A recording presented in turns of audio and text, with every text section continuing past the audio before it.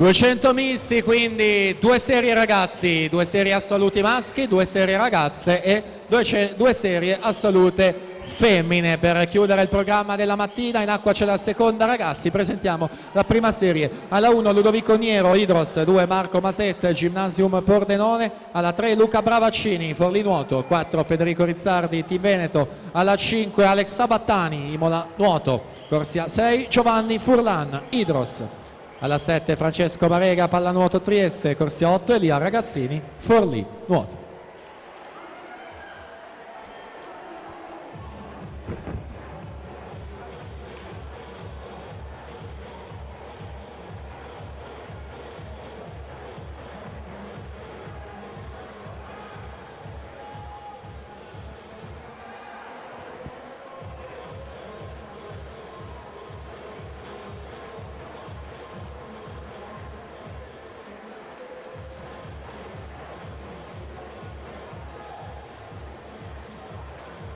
Andrea Polo in terza corsia, 2:15 e 60 il suo tempo per vincere la seconda serie su Francesco Toniolo, 2:19 e 10.